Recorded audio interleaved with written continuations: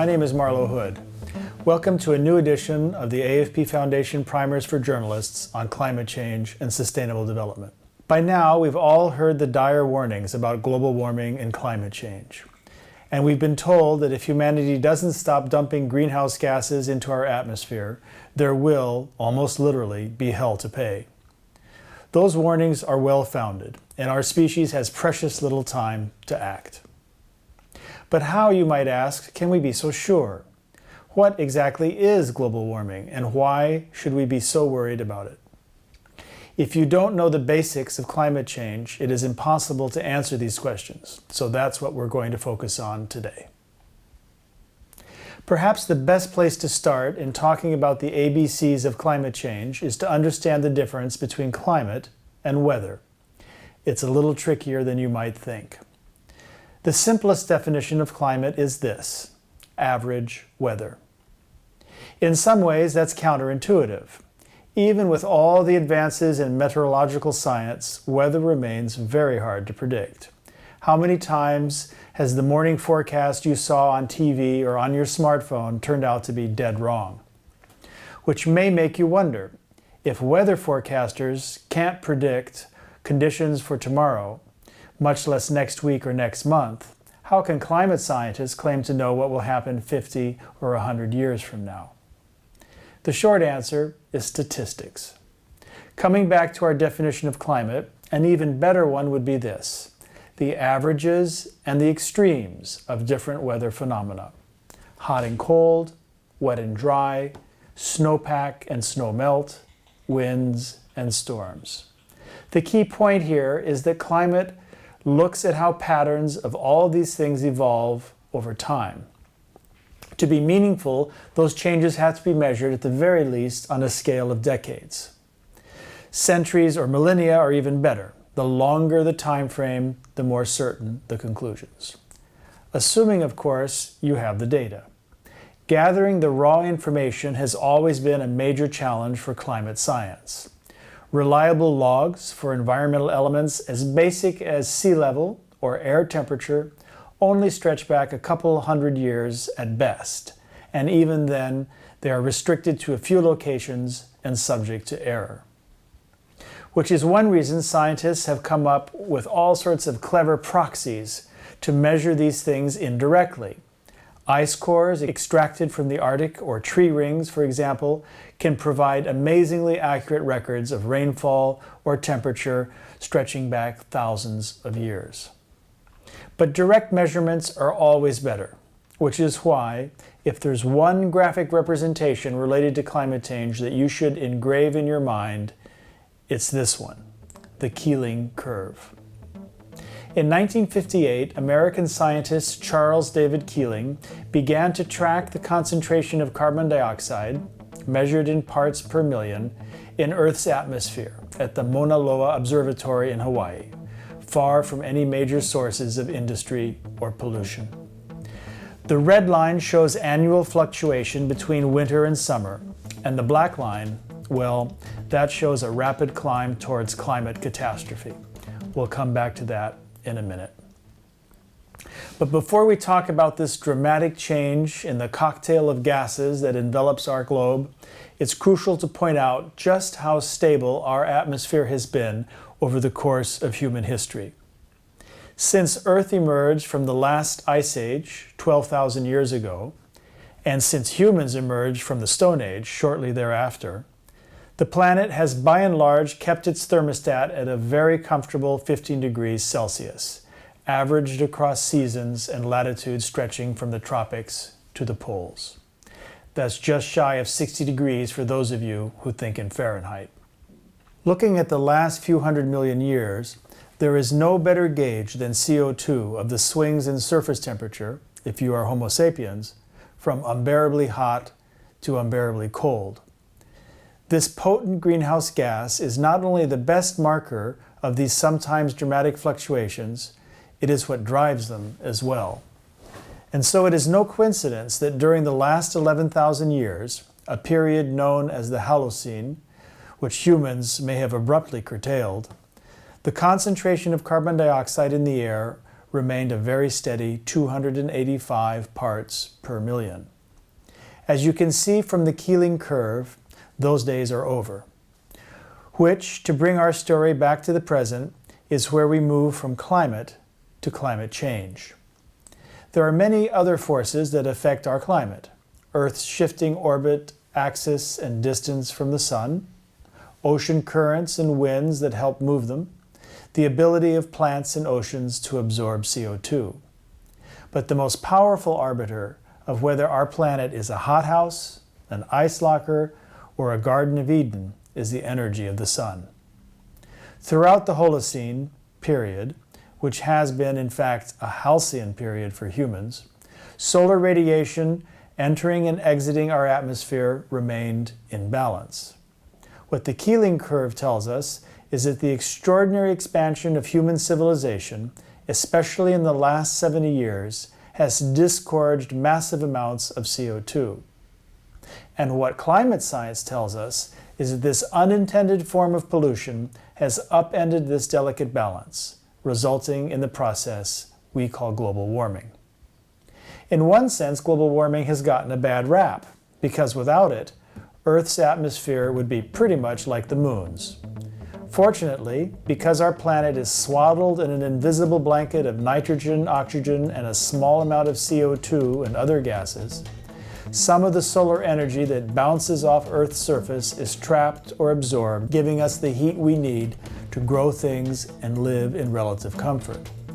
Without this greenhouse effect, the planet's surface would, on average, be a very chilly -18 degrees Celsius.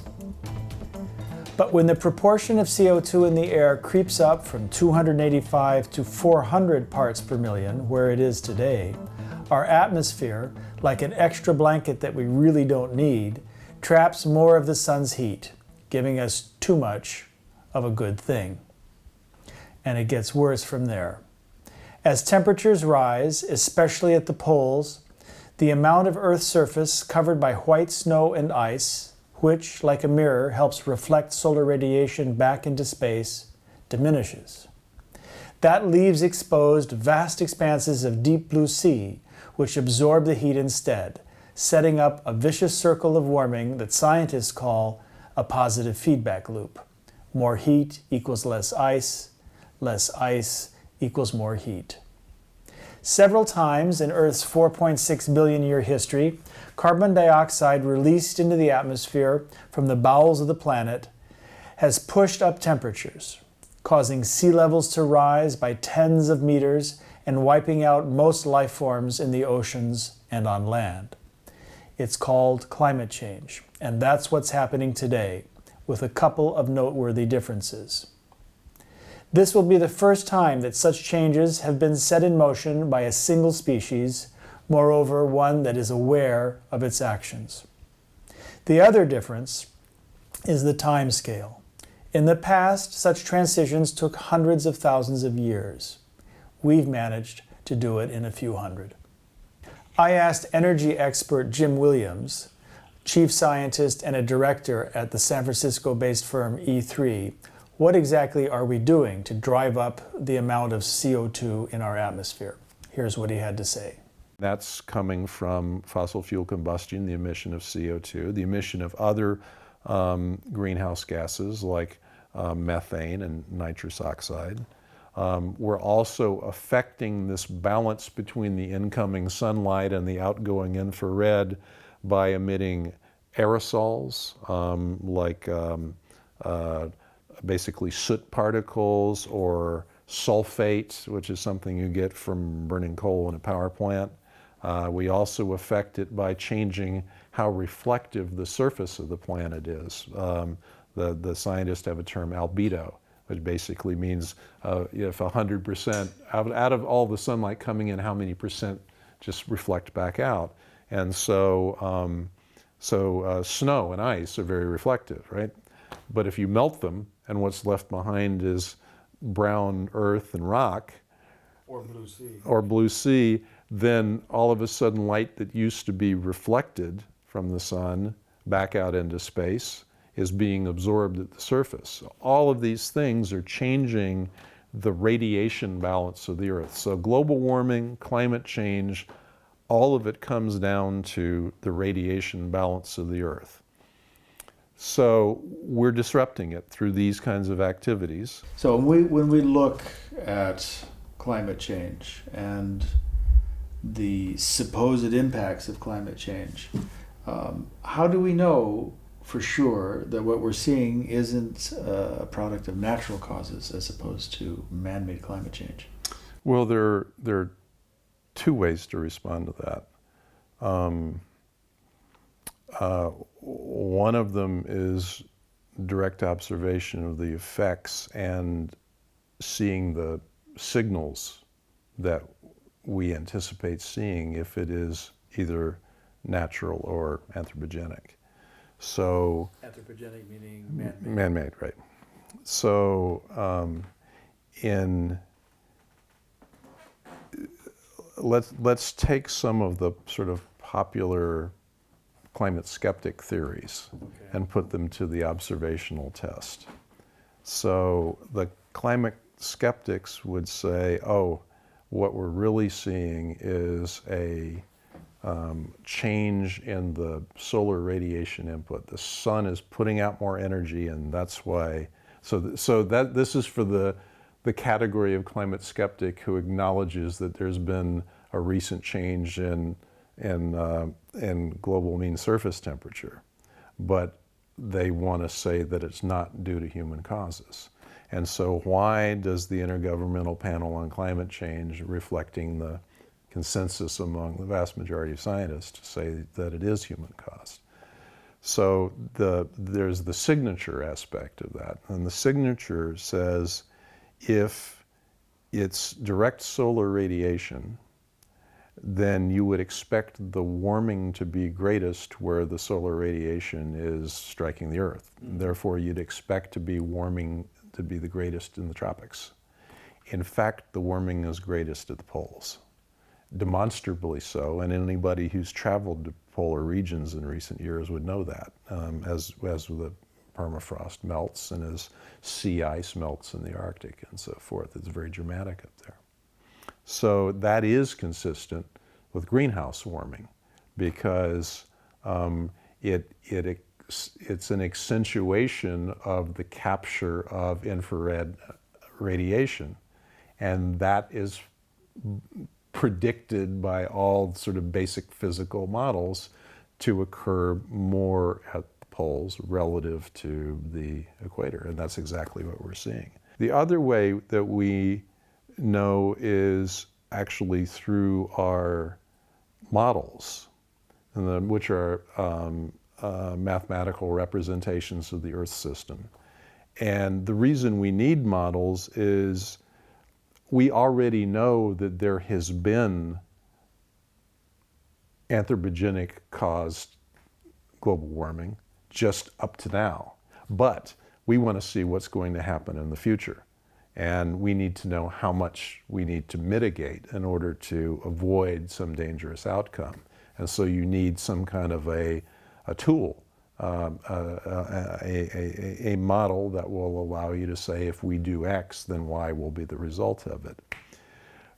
And how do we know that we can trust those models? We know it by sort of ground truthing the historical record. And so what we have discovered is if we have a model that only represents natural phenomena in the climate system, and there are a lot of natural phenomena, the astronomical relations of the Earth is sort of what's the tilt of the Earth's axis and the eccentricity of its orbit and the mean distance from the sun and the many other features of sort of the flows in the atmosphere, circulation of the ocean.